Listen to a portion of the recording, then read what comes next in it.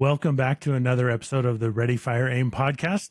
I'm your host, Thad Barnes, and today we are here with Dipesh Mondalia, founder of the BPM Method, and somebody I've been following for, golly, coming up on 8 years, I believe. Dipesh, it's awesome to have you here, man. Thank you. Yeah, thank you. Good to see you again. So I know you just had a huge product launch. I'm really excited to talk about that, especially because I've been following you for so long, and I know you've been working on this for quite a while in various capacities. Can you tell me more about it?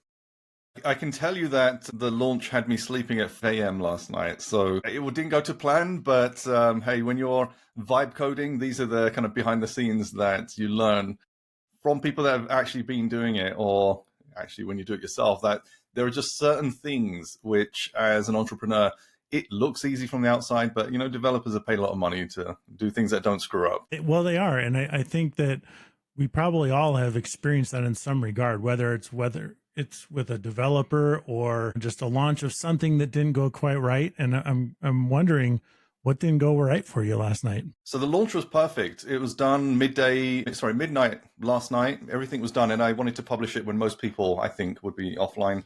That all went perfectly. So published it, all that kind of stuff.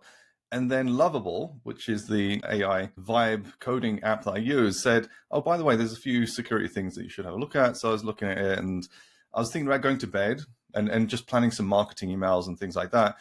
And it said, so it's on the live database, and it said it will only impact the admin settings. So I thought, what's the worst that could happen? I mean, admin, it's just me, really. Like, it's not going to impact users.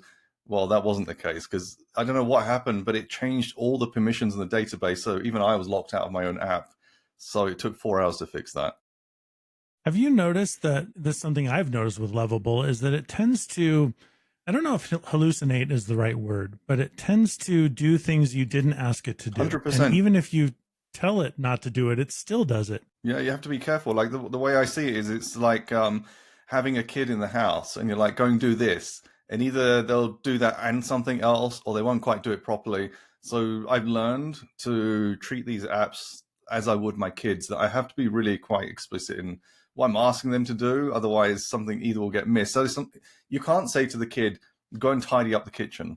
Like, they don't know what that means. It's like, go clean the worktops and then go vacuum the floor and then take out the garbage. You have to give them it's like proper instructions.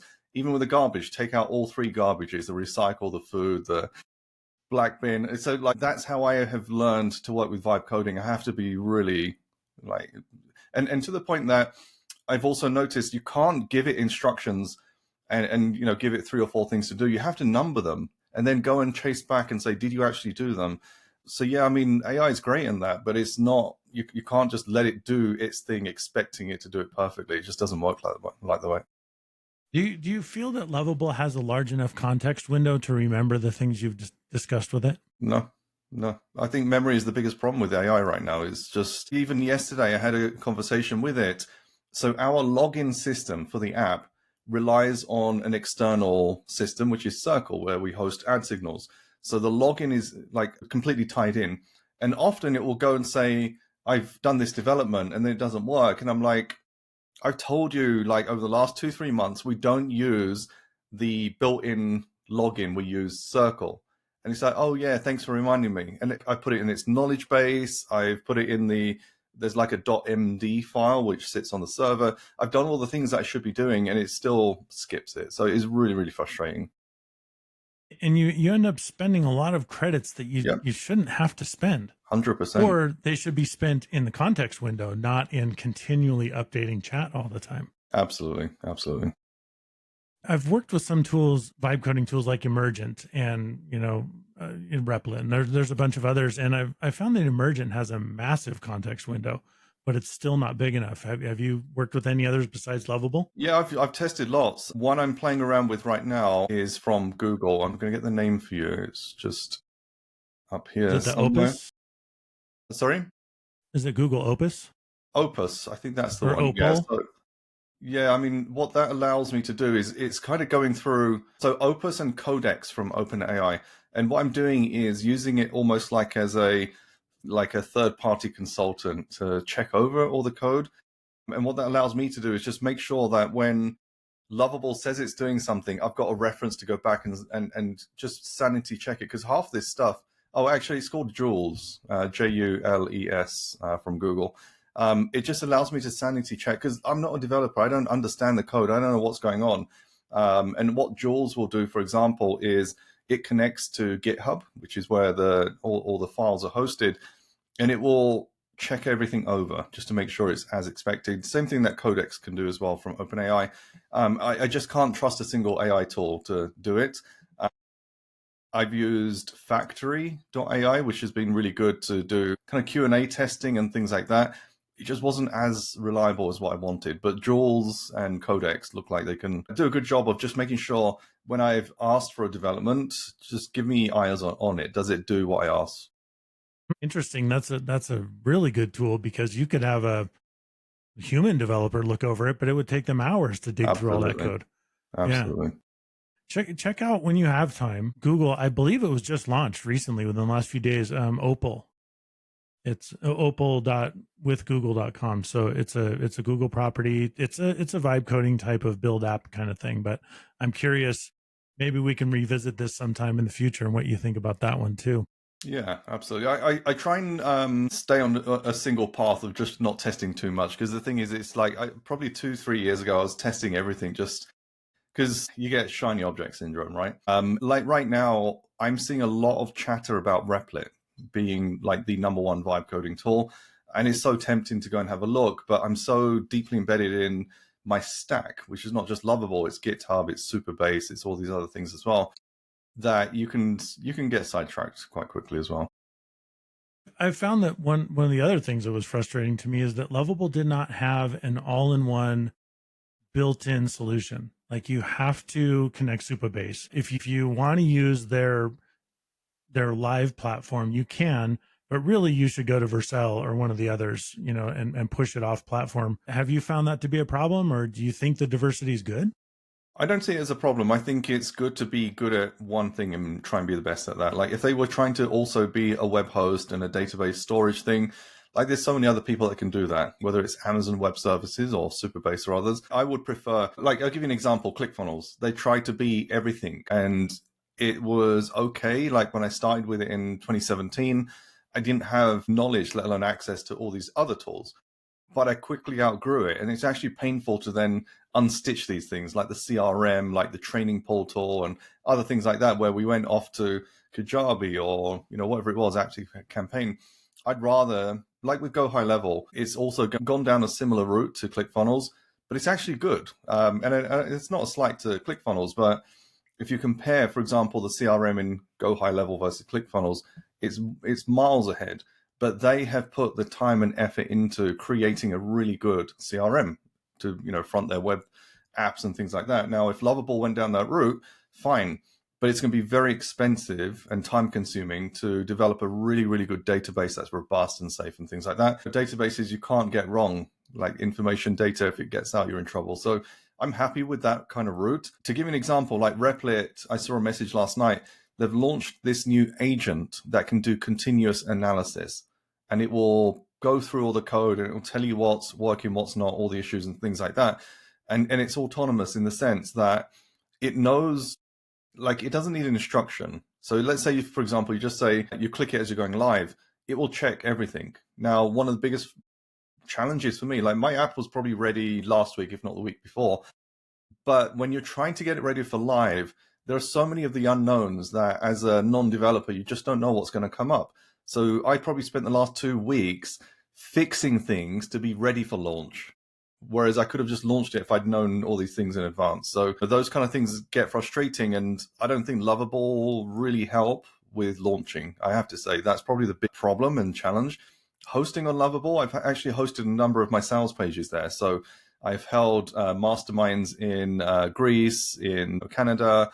We've done an AI landing page. We've had other sales pages built in Lovable and hosted on Lovable, no problem at all.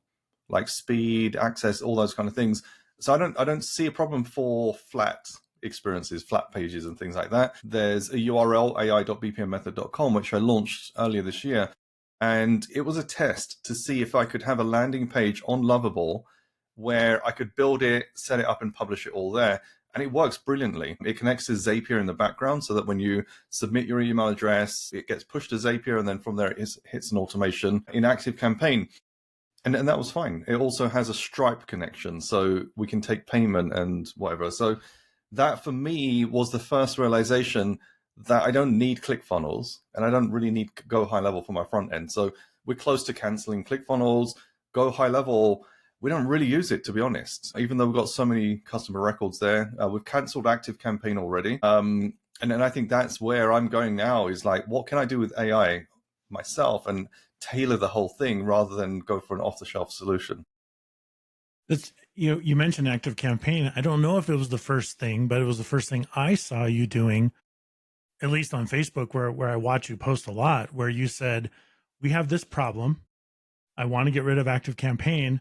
I already canceled and they won't let me access my records. So Absolutely. what can I do with Lovable to extract all of that data for myself? And I followed you for, it was a couple of weeks, just following that thread. Like, what were you doing with ActiveCampaign? How are you pulling all those records and solving a problem internally?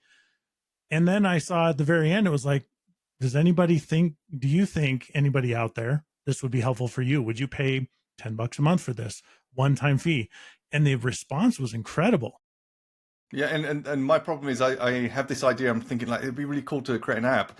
Just don't have time to actually turn it into a proper app. Because the thing is, like, I could share the URL with you right now. There's no login, there's no security, nothing. I built it for myself, right? All it needs is your API key and I think a link to a spreadsheet or something like that. It'll do all the connections. Problem is, if I charge for it now, if something goes wrong, I'm gonna have to deal with this isn't working, that isn't working. So that kind of puts me off. I've created apps for CRM, for this, for lead nurturing, for LinkedIn outreach as well. So like I have all these internal things I built for myself. And at some point, I'm sure all these apps will be useful for people, but turning it into an app, and as I've just showed you, it took me 2 weeks to publish this AI media buying app. That puts me off publishing too much because I'm doing it as a solo vibe coder.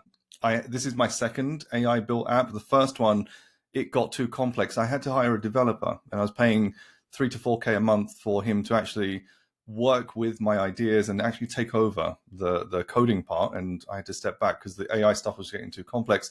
This was before Lovable and things. So I'd chat with ChatGPT, take the code, copy and paste it into the server and publish it. It was getting too much. And I had obviously other businesses and stuff to run. So, but then that started to become too expensive. It's like, okay, I'm paying this money for a developer and the margin wasn't there and things like that. And I kind of just wasn't interested in doing app development until Bolt and Cursor and Lovable and stuff came up. I remember, I can't even remember which year this was, but I remember when iOS 14 dropped, and you were one of the first people that I saw, and probably because I've been following you and been very, I don't know what the word is. I like the way that you share information. I love how open and honest you are about things. But when 14 dropped and we all thought, oh my gosh, how am I going to, connect all my data? How am I going to figure out what's really attributed to my ads? Is it Google that's working for me? Is it Facebook? How do I build a proper, KPI measurement tool? And you came out with I don't know if you called it the FAT framework, but that's kind of how it was. Yeah. Yeah, the acronym seemed like that's how you would say it. And I remember looking through that, like, how am I going to do all this? So I followed the course. I bought it. Of course, I bought a lot of things from you, but Appreciate it. I went through and I thought, this is incredible, but the amount of work here to actually collate all this data is ridiculous, even with a step-by-step course that you provided. So did you ever think about building a tool that could do all that? I did. And that was, so if I go back to 2014, when the API came out for Facebook, I was working in-house, contracting company, e-commerce, and we started to connect it to Slack. And it was really cool because like every morning you'd come in and there's like, you spent this much, this is your CPA. And then from that, we actually developed an in-house app.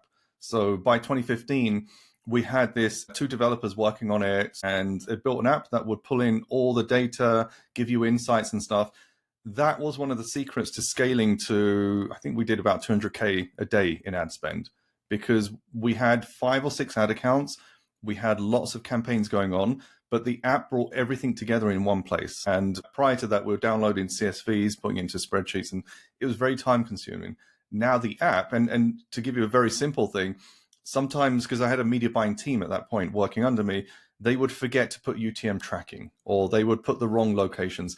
The app could spot all of that. So it would analyze for all the ads that had missing UTM and highlight them in a table. So like that was back in 2015. So it was all, so when I left that company, obviously I didn't have the code, start the agency in 2017, I was always thinking about, I'd love to replicate that. Fast forward to 2021, agency's doing great, we're making a lot of money. And I thought, I'm going to go and develop that same app, obviously do it better. And iOS 14 prompted me to step forward and create something around attribution as well. I spent 6 months working with a dev agency, and we probably spent about $80,000 this app that they were building, and we had to just can the project. It was just crap. It was just really, really not great at all. Before you even got to a finished product, 80,000, and you just had to say no more. We just had to cut it because, like I said, I can't take these losses. And they're like, yeah, but this, that, the other. And I was too inexperienced to ask for what I needed. They were too, I don't know, developy, techie to understand what I wanted as a business owner. It was just a complete mismatch. And like the dev agency, they came from a trusted friend. He'd had success with them. I blamed myself and said, well, maybe it was my requirements. Whatever it was, it happened. And that was, I think, before I'd created the Fat Framework training, because we already had these processes. And I'm like, if I could turn that into an app, connect ad accounts and help, the idea was actually specifically for ecom, connect Shopify, Google Analytics, and Meta, and also Google Ads, and create this kind of attribution thing. I think kind of like Triple Whale have ended up doing and these other apps, but the time and money just went down the drain. So that burned me in terms of working with dev agencies. And that for that reason, I just didn't feel like that was ever going to happen. How do you recover from something like that? I mean, no matter how much money you make, $80,000 is a loss. I mean, it's got to take a toll on you, not only your bank account, but your emotional state.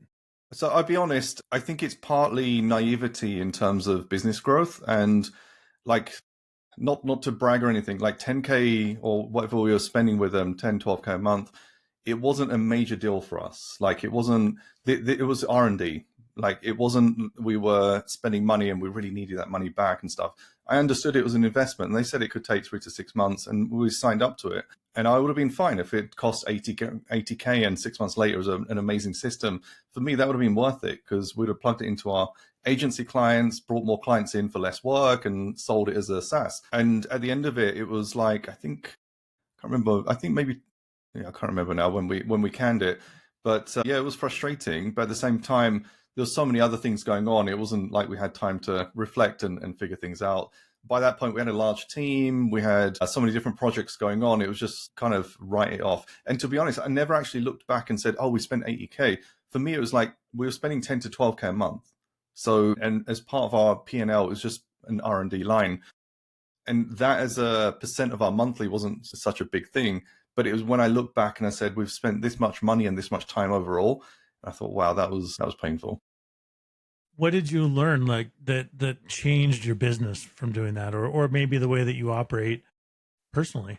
Yeah, I think I learned a lot about my own naivety and trusting in agencies and things like that. Because like when I run my agency, I do it from a place of, I will treat your business like mine. And I know a lot of people will say that, but I've genuinely done that since 2017. And to my detriment, we've sometimes over-serviced, undercharged, and things like that. But at the end of the day, first of all, we get results. But secondly, I see it from my point of view. If that agency were working for me, I'd want them to look after me and look after my business and my revenue and stuff like that. So we've always treated our agency clients like that. And I've been burned a few times by trusting others in that kind of guise. And I think that was a big learning for me, that not every business operates that way. For example, this dev agency, we were just another client to them. It wasn't like, oh, this is big client, we're going to do what we can. It just felt like every problem was just kicked down the road, and we'll deal with it and we'll sort it out. And they'd say the right things, get our buy-in, we'll continue. Another month goes, no progress. So it's just like that became an eye opener in terms of trust. And to be honest, so my wife is my business partner. And we often say that she's Batman and I'm Superman. So I see the good in people. I want good in people, all that kind of stuff. Whereas she's more the Batman. She's like beady-eyed and looking at people and like, I don't trust them. I'm all that kind of stuff. And I think that's kind of, sometimes people can take advantage of that, wanting to do good for people and get the best out of people. Whereas she's a bit more kind of like, you need to earn my trust, whereas I'm more kind of trusting as well. That's a good balance, right? It is. That's a very good, because you need both in life. And to be honest, like one of the challenges is when you're, so two things, when you're a business partner and you're in a two, it's very hard sometimes to make a decision because it's like a 50-50, right? And also when your business partner is your actual life partner, that also makes a difference. So in 2021, we also brought in an external advisor, an old friend of mine from like 10, 15 years back, who acted as the third vote, if you want to call it that. So actually that made a huge difference. I think maybe it came in 2020, just as that project had ended, or 21, I can't remember when it was. But what that enabled us to do was the three of us would make key decisions. So it wasn't just me saying, we need to spend money on this thing and take this initiative and trying to convince my business partner. I now had to convince him as well. And he came in as a neutral party and pushing back and saying, is this the right thing to do? And he had no stake in the business. He's a family friend and things like that. And he knew both of us. So he wasn't like he was siding on me or Shalina, but it enabled us to make better decisions rather than, one of my problems is, and I don't know if you've had it as well, like when you've got a team, sometimes because you're the business owner, people assume you've got the right answers and whatever you say needs to get done, gets done, but sometimes it's not the right thing. And it was only kind of hiring people like that I realized with a team of 30, 35 people, if I said we should do something, they all just ran and did it. There wasn't anyone senior enough to actually push back and say, is this the right thing to do? And one of the key hires for us was a chief operating, or like a head of operations, I think we called her.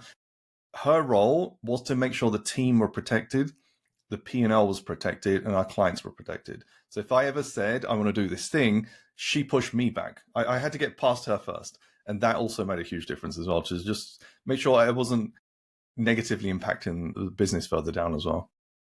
I think that's an important distinction, right? Because you're absolutely right that as the entrepreneur, as the leader, if you're the single owner, everybody does assume what you say goes, and that the buck stops there. All the cliches we could come up with, but the idea is that you don't want yes people around you all the time. Otherwise, you're just floating your own ego at some point. And so you need to have that person. They don't always have to be a no person, but they have to look at it from a different perspective and ask the questions. What if we did this? What if we didn't do that? Those kinds of things. And that's an important part of business that I think a lot of people miss. And it's not always something you can afford or have the luxury of when you're a solopreneur, when you're just starting and maybe you're growing to your second or third person. You can't always bring in that COO that can do that with you. Yeah, and a friend of mine recommended a book at the time when I was struggling called Rocket Fuel. And Rocket Fuel talks about visionaries and integrators. Entrepreneurs are generally the visionaries. They know what they want. They're not very good at getting it done all the time. And that's where you need an integrator to piece the things together. And that's what a really good operations person does. They'll take your idea and turn it into an actual plan, resourced, budgeted, all that kind of stuff. So not quite a project manager, because an operations person actually looks further down the business. They're not just looking project by project.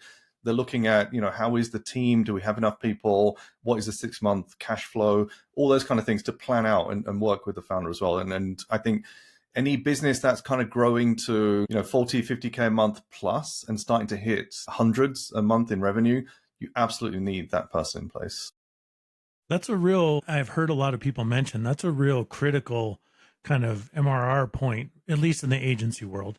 That, there's a number of them as you grow, but that 40, 50K, there's a kind of a critical mass there that when you hit that, there's a lot of things that can go wrong and a lot of holes you can step in. Absolutely. Absolutely. How do you kind of navigate that when you're talking with people, not just that COO type person, but what are some of the pitfalls you've experienced that, people that are coming up on that should be looking out for? So in terms of hiring for that person? Not necessarily, but just maybe they're at 30K and they know 2, 3, 4 more clients and they're going to be at that 45, 50. What should they be thinking about? Is that COO the first thing they should think about? Are there other things that they might know? So I think a lot of it comes down to how much risk you're carrying at that stage. So there's obviously different types of business. It could be client services, could be e-com, whatever it is. But as the revenue starts to grow, the responsibilities will grow with it as well. Now, that could be your traffic, paid or organic. It could be your delivery, client services, customer services, logistics. There's so many things that start to expand. And if they expand too much, they can also break. And if you're the sole decision owner or decision maker, and you're the person guiding the entire team. So I'll give you an example. A client of ours, I think he was doing about 60 or 80K a month with his e-com store, and he was running everything with a team of 4 freelancers. But he was working all the hours because it just felt to him, it felt like nothing was in control. And I said to him, like, you're lacking an operator. You need someone who's going to take over the day-to-day. And the I can't remember who told me this, but they were like, you need an internal and an external CEO. So someone who's actually running the business from the inside and also the outside. So you may have heard, you need to get out of being in the business. You need to be out of the business. That's kind of what it is. Like when you're the founder, the CEO, the entrepreneur, you're running everything inside the business, but you're going to start letting go of the stuff outside. So let's say you're hitting that 40 to 50K. Additionally, things are going to start to get either more complex or more riskier, and there's things that you need to balance. So you're spending more time inside of your business, which means you're losing out on growth opportunities. That could come in many forms. It could be networking, it could be looking at new technology, it could be looking at new product development, new ideas, things like that. So for example, when I brought that operator in, I think it was 2020, I would not have been able to run as many projects as I was. So at that point, we had a very healthy revenue through the agency, very healthy revenue through our training programs and coaching. We had an e-commerce store running, we're doing affiliate marketing, 4 key revenue streams that I would not have been able to do without an operator looking after the machine, I guess. It's an interesting time because I remember when you launched BPM Method, and I think I was in the first like 20 or 50 people that invested. I mean, it was a no-brainer for me at the time, but I thought about those kinds of things because I could see how many things you were into, and it seemed like you were the only person doing all of it, because that's the nature of social media, right? Is you are the brand, you are the face of the parts, even though you have people in the background. And I think it speaks to your ability to trust people, even though maybe you should be a little jaded, but your ability to put that trust in that it didn't appear to me like there was any problems and you were just handling it all. And so that's how smooth I feel like from an outsider that it ran. Yeah, and one thing people find surprising as well is I'm not very good at process and creating training programs and things like that. So like a lot of people look at my training programs and they're like, it's very structured, it's very easy to follow and things like that.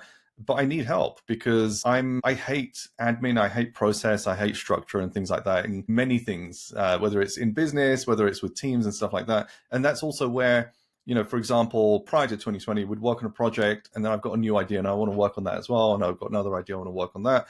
And the team are struggling behind the scenes, but I can't see it because no one's complaining. Take training programs, for example. I will create it, but then I'll ask someone in the team to go through it systematically and check. So for example, the media buyers, go apply it, go give me feedback, tell me, does it make sense? What doesn't make sense? All my training programs literally just started as Loom or Zoom videos of me just showing how to do something. Like that's all it was. And then from that, I get feedback from my team and they're like, that doesn't make sense. Or, okay, this is good. And then from that, the training forms.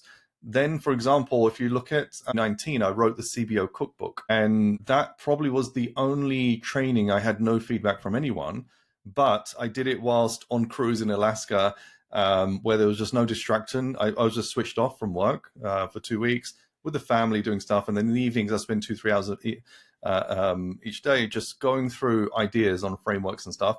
But it took me a long time because my mind just isn't structured in that way to easily disseminate information. I'd rather just put everything out there and just get feedback and let the team help out. I remember the feedback you asked from your Facebook community on how to name it, right? Name and you it, talked the book about the cover, things you were everything. interested in. Absolutely. Yeah, and you talked about you liked cooking, and that's right. You had a picture of you on stage with like a chef's hat. I remember this. Great memory. Yeah, absolutely. Yeah, that was really cool. And I thought, what an interesting way to really involve your community is to get them involved in your next launch and really feeling like they have a voice in that. And to be honest, like that was a mega launch. I think it wasn't necessarily that I planned it this way and I knew it would happen, but I spent 4 weeks talking about it, sharing it, all the updates and things like that. I think at the time CBO was a hot topic, so that made it easier as well. And then we launched it, and within I think 8 days we did 100K organically. Like that was mind blowing for me. Like a $97 ebook making 100K just blew my mind. And I think, you could look at that and say, well, the launch seemed to do well, but I think it was that whole community involvement, the updates, the iron was hot with CBO. So a lot of things came together and it just blew up. Yeah, campaign budget optimization was a huge topic, and a lot of us kind of thought that it was going to be the downfall of Facebook That's right. ads for a while, Yeah, and that Facebook was just going to, especially when they said this will be the only way moving forward. You will have no choice but CBO, that's right. and there was a lot of pushback on that. There was. Yeah. And I think that helped me in terms of launch. And I think I was probably one of few that were actually talking about CBO's success. And I think a lot of people were just having fear. In 2018, when we started to use it, we just saw huge success. So we'd already had 12 months experience of it. So for me, it was easy to say, look, CBO is great and it works, but no one believed it at the time. So there was this whole curiosity thing. Okay, what is inside here that is going to give us the secret sauce? And I think people will start to realize, actually, yeah, it can work. Now, over the years, it's not as effective as it was back then. And we don't always use it as much as we did back then. But certainly at the time, in terms of lining up all the ducks, they were definitely lined up. It's surprising to me that you say you're not a systems and process guy, that you really don't enjoy it, because what you give to the community, both paid and free, is a lot about process and systems. Absolutely.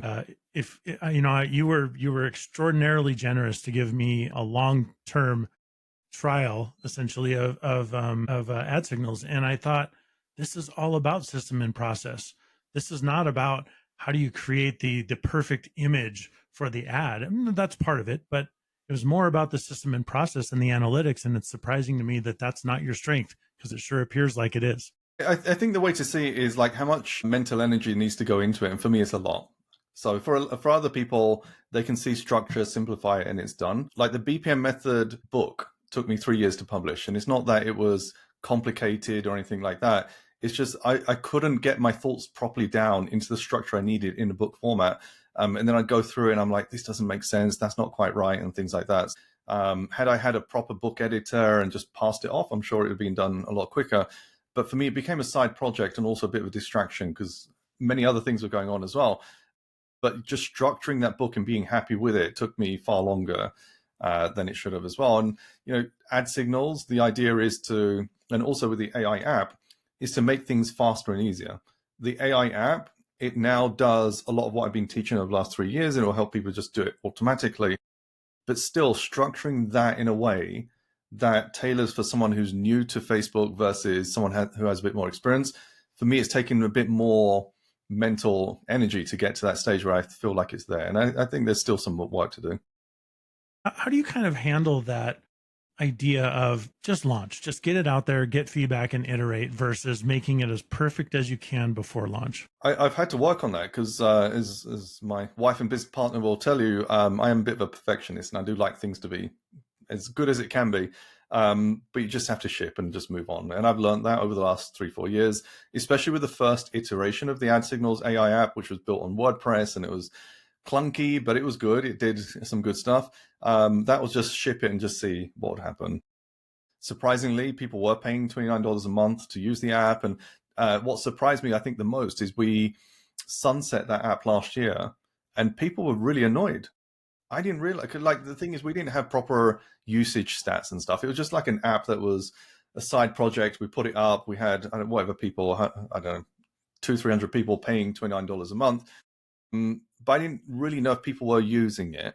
And when we gave people notice to say, hey, we're going to be replacing this with a new AI-driven app, people were genuinely annoyed. And what we actually did is we canceled all the subscriptions, but left it running for the next 3 to 4 months. So that at least they could still use it until we had something else in place. And then I think that made me realize that sometimes you just have to ship, even if it looks clunky, design doesn't look great, and things like that. If it works functionally, then people will want to use it. Yeah, I think that there's a real resistance to AI 18 months ago, even though a lot of us in our field were using it quite heavily.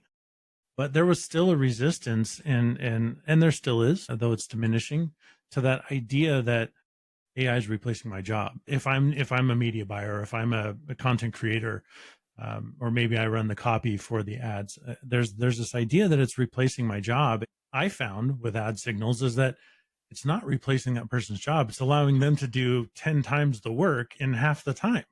Is that I'm not going to let go of my media buyer, my copywriter. I'm going to let them use ad signals to 100%. amplify what they're doing and allow them to handle much more than they were before. Well, I'll give you an example. I had a video editor last year, and his job was just to take YouTube videos, podcasts, edit them, and publish them. And he did a good job, and I was happy with it. Then came Descript, which is an AI video editing tool. And I started to use it, and I was like, I could do all of this myself. Like, it's so fast and easy and stuff. But because I'd worked with this guy for some time, I said, look, I'm going to give you this app. I want you to use this AI app, and I want you to produce my videos here. It's going to be faster, easier, and better than doing it manually. And he took that as a threat. Like, you're going to end up replacing me. I'm like, no, I don't have time to do video editing. But my thought was, I'm going to train you up on Descript. What, like, the opportunity is you could get 10 more clients for the work you used to do for me. But he didn't grasp that. And in the end, I had to let him go because I was like, he just wasn't like, he wasn't happy with Descript and stuff like that. He was like, oh, I can't do this, can't do that.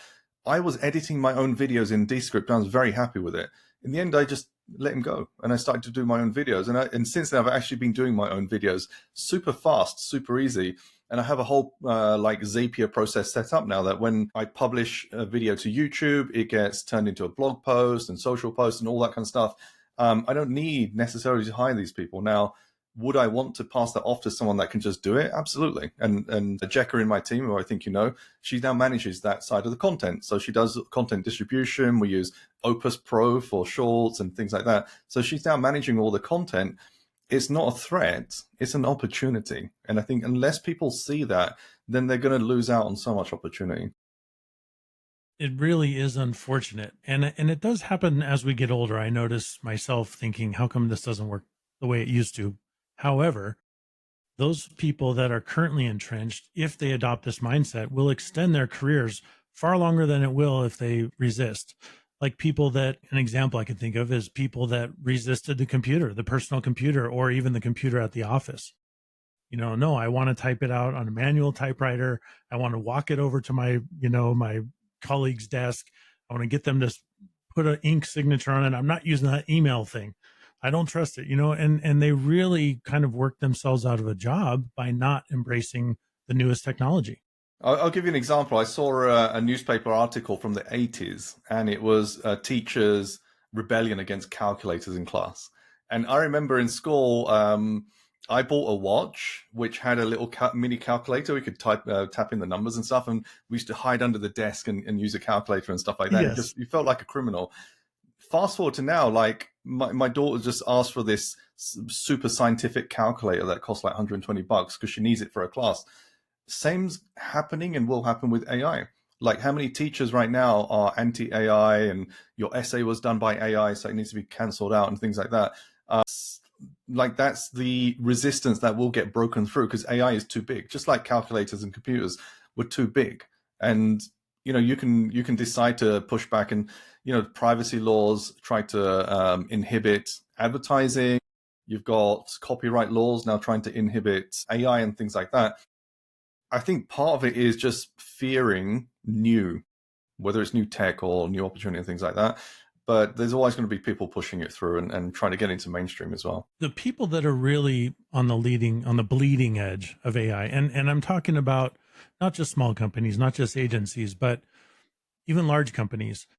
We're seeing reports coming out now that are saying like some crazy number, like 95% of AI initiatives are failing. Have you seen those articles that have come out in the last week or so? I haven't seen them, but I won't be surprised. And I think part of my like expectation of why would be that it's, again, shiny object syndrome. So they'll run into an opportunity. I spent a lot of time watching YouTube videos from different entrepreneurs and stuff. And a lot of the stuff is like AI entrepreneurs. And there was this guy that sold a 30K AI solution Usually he'd charge like 10 or 12K, but this big company came in, it was like 35K or 30K. And he said he only took it on because of the money involved, but he didn't really think that it was the right thing. Now, how many people are out there where the company feels like AI is the right route?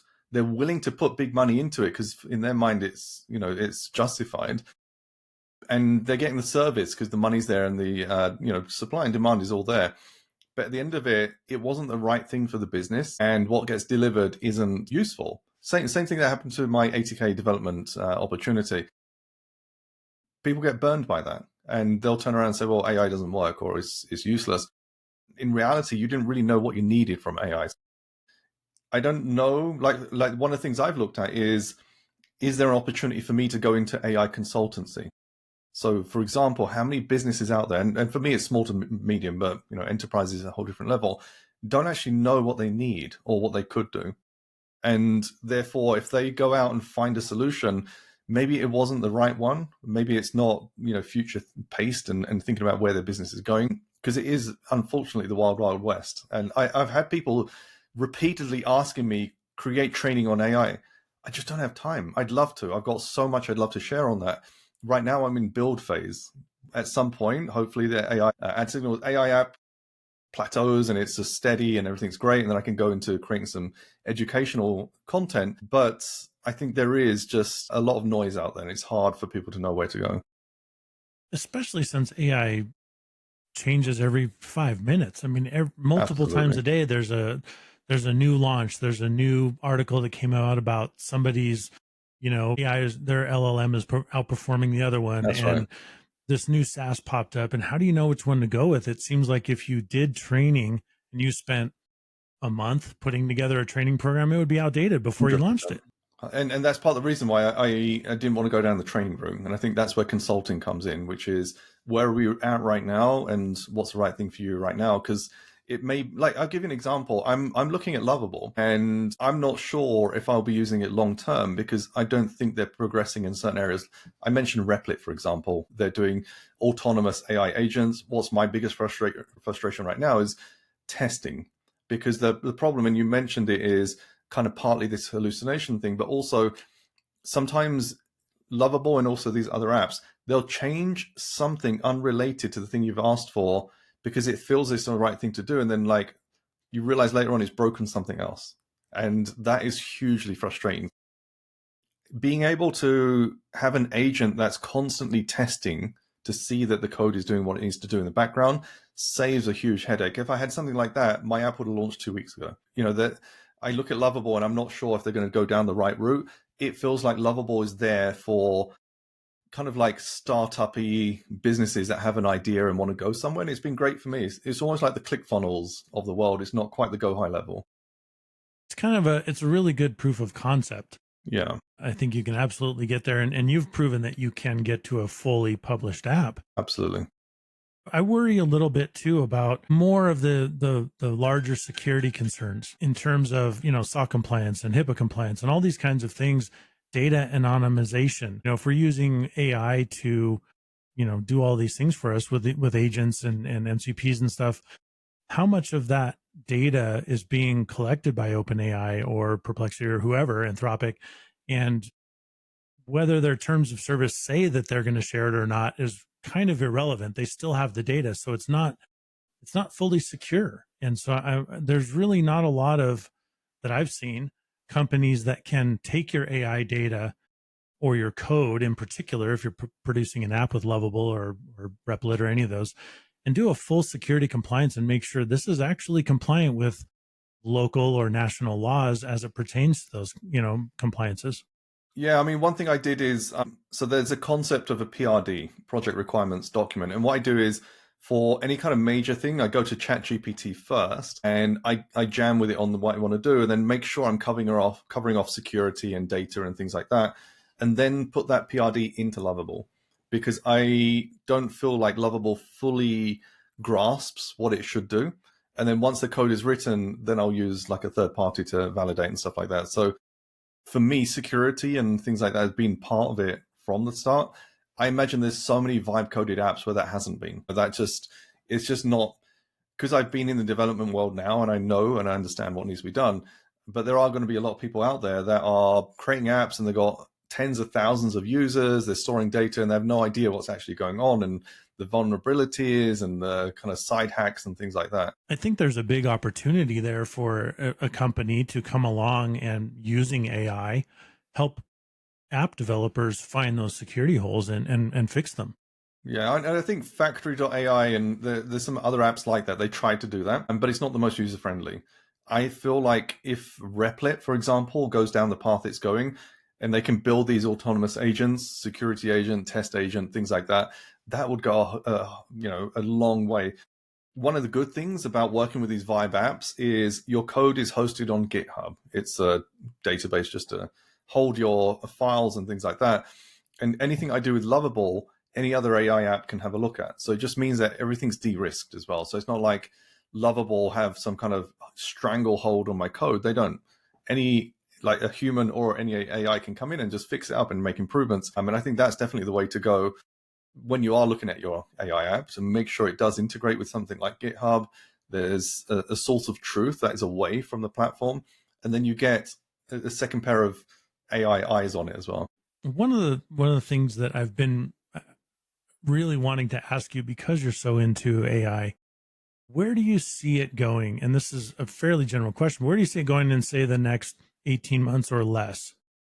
What's the next big thing? I think in order to answer that, we have to look at government regulations and pushbacks, because AI can accelerate us, it can accelerate itself. There's so many things it can do. Even looking at robotics and what AI can integrate into robotics and what it could bring to everyday life for us as well, specifically for business owners, entrepreneurs, and things like that. I think that AI is going to make things easier and faster, and I think we'll get to a point where we need different differentiators. Like, for example, ad agency, let's say. What is your differentiator to another ad agency? Well, we've got experience, we can get results and things like that. With AI, it lowers the barrier now for someone to come in. Like, I'll give you an example. Someone could come into the ad signals program, take the AI app, and they could be really proficient in running ads within weeks. To compare that to someone who would take months to learn the whole system. AI is doing everything for them, and they could get great results faster than before. So now, what is your differentiator to that person who's probably going to undercharge whatever you're charging as well? So there's like all these things that are going to come in.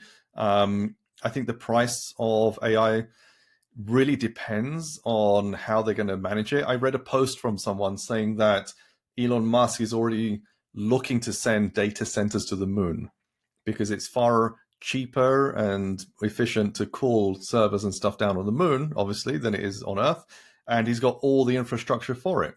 He's got the Boring Company, he's got SpaceX and X and Grok and all that kind of stuff. So he's got the whole stack, because that's what's going to, like, if you could put that on the moon and have laser, internet connection or whatever it is, costs are literally minimal at that point. And he's got the robots to do the work. He doesn't even have to send astronauts now. Well, yeah, I mean, yeah, exactly. So like the Tesla bots are all going to be out there on the moon doing stuff. So when the costs of AI come down, the barrier of entry for everyone completely drops. And AI now becomes a central part of everyone's life. Just this morning, I had a doctor's appointment on something. I'm just jamming with ChatGPT on what my symptoms were and what to speak to the doctor about. I've obviously built an app through AI. The meal planning for the family is done through AI, and it gives us it's already for me integrated, but it's a bit piecemeal. And I can imagine in 12 to 18 months' time, it's going to be a lot more integrated with many things that your mobile phone, your computer, your car, all these things in the next few years will be a lot more intelligent. I think one of the barriers for a lot of people is prompting, right? You have to talk to AI in a certain way. Yes. And it feels to me like AI will become usable by the masses when that is no longer the case, when true natural language can be used. Yeah, I agree. And I think like there are companies, and OpenAI are one of them, where they're starting to get better with natural language and responses. Like you can have a chat with the ChatGPT app on your phone and use the voice mode and just have a casual conversation, and it does pretty well. There was another app, I can't remember the company's name, but it was a demo of having a call with someone, and it was a natural flowing call. I had my kids test it out, and they were freaked out that it's an AI in the background, because it just, after a few minutes of talking, they were just casually talking like they're just talking to somebody on the other side of the phone, but it was AI, and that was unnerving for them because the responses were natural, the tonality, everything seems so natural. That's, where AI is going, and you will have those natural conversations. Think about the voice dialers. Like you can get AI that will do outbound or inbound receiving calls. In many cases, or in some cases, you don't know that it's AI on the other side of the line. And if you can get that kind of conversation going with AI, you should be able to get to a point where prompting isn't even a thing. Like you're just having a conversation and like, do this for me. And I'll give you an example with Lovable.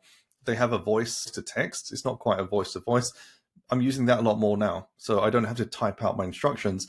I'm just telling it what to do. Now, I'd love the next iteration for it to have a conversation with me.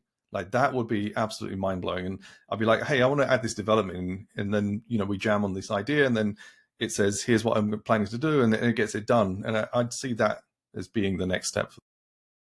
One of your most memorable posts in the last year for me was when you had your Mac with a voice AI and your phone with a voice AI talk to each other, and it stopped speaking in English and started speaking in essentially computer, like the old AOL dial-up days. They call it Gibber Talk. Gibber Talk, that's what it was, yeah. And it was like, it just decided we can do this way faster if I don't have to translate this garbage to English. Let's just get it done. It's crazy. And the thing is, like, that's the way we talk. It is very inefficient because we have to think about it. We have to say it. You have to respond. It's inefficient for a computer that just works on bits and bytes. So, at some point there'll be AIs talking to each other, communicating, and we have no idea what they're saying. That's kind of dangerous too, though, right? Sure. I mean, if we don't know what it's doing or what it's saying, that brings a whole host of other problems. Absolutely. Depesh, I cannot thank you enough for being here. I want to talk to you for 5 more hours. For sure. We've never had a chance to be one-on-one like this, and I really appreciate you taking the time. Yeah, of course. It was fun. I appreciate being on. And for those listening, I know this is at the end, but please go check out Ad Signals.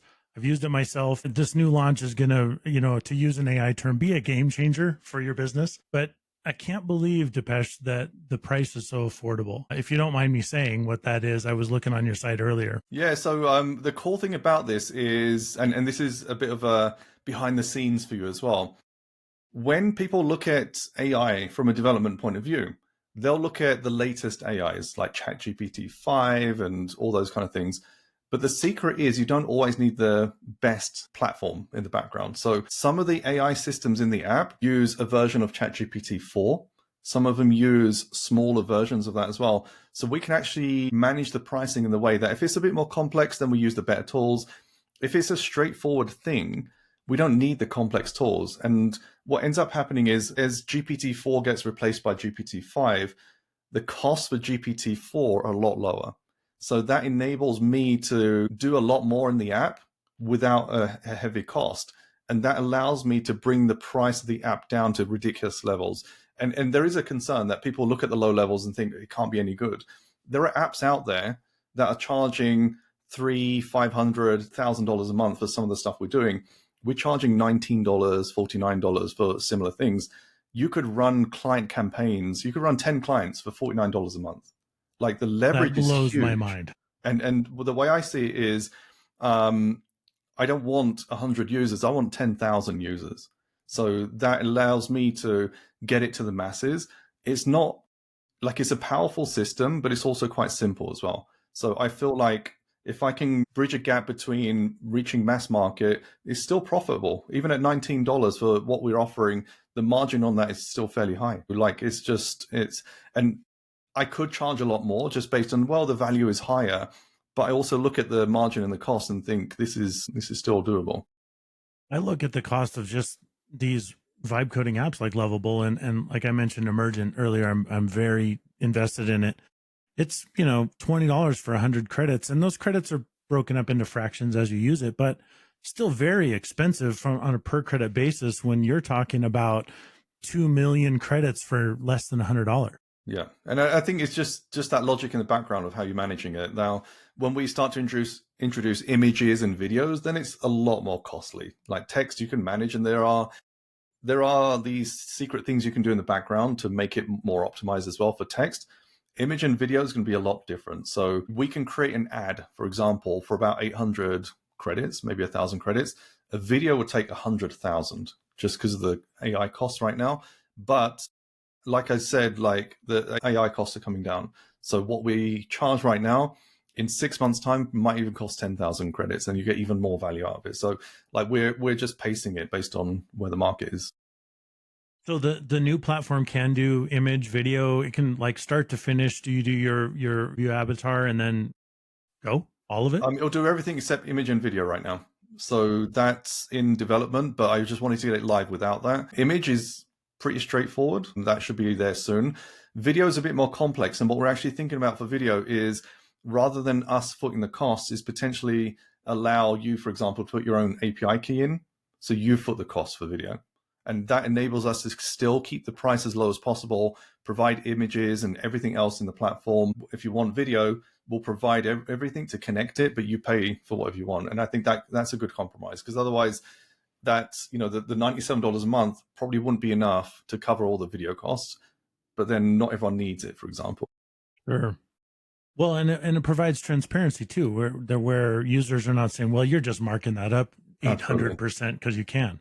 Yeah, and we have a whole system in the background that monitors and tracks the API costs so that we can dynamically, to an extent, manage what a credit actually gives you as well. So at the end of the day, I don't want to bankrupt our own business by over delivering and having super high charges. So that was all thought out from the start as well. I just saw, and I know we're running short on time, but I just saw the other day Canva free, no sign up account, no nothing, 20 credits per day. You can build apps in Canva. That's pretty cool. I built a thumbnail app that I can import my own podcast transcript, give it images, and it will build a YouTube thumbnail for me. And I did it all for free in Canva. And that's something we looked at as well. Like, what would a free tier look like for us? But having spoken to a few people, as well as with AI, when launching, it's recommended not to go down the free route. The thing is, you need money. This is a new P&L for us. Our costs are super high. My personal time has been super high on this. We are on the 400 a month for Lovable. We've got all these other systems in the background. So I need to get the system to prove that it can be profitable first. And then I think in a similar way, like free with no sign up, no credit card and stuff like that, just offers so many more people to just test it out. And like with Lovable, like I started off with, I think the free plan, and then went to $20 a month, and now I'm paying $400 a month. And that's how, if the system's good, people will ascend. But still, $400 a month is much better than $6,000 a month for a team of developers. 100%. Yeah. Yeah. Gosh, thank you again. I can't say it enough. It's been an absolute pleasure, Depesh, and I can't thank you enough for being so generous, not only with your time today, but in the, I don't know, nearly 8 years that I've known you. I don't know if you remember, but you invited me to go with you to Facebook in London in 2018. Cool. And I couldn't make it. But at the time, I believe you were the only person that was allowed inside Facebook, like development engineering team meetings that didn't work for Facebook. And you've been always so generous, and thank you for everything. For sure. Appreciate that. So guys, please go check out Ad Signals, check out the BPM method. You won't regret it. If you're a business owner, you can run your own ads. I can't speak highly enough about it. Depesh, thank you for being here. Awesome. Thank you, Thad.